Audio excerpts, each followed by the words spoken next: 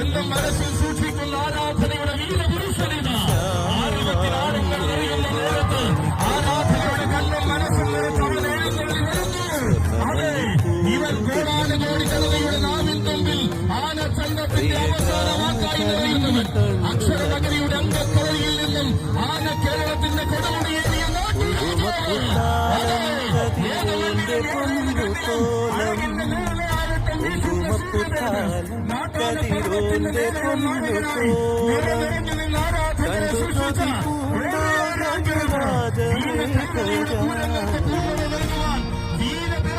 രാജകേസരി നിലനിന്നവരെ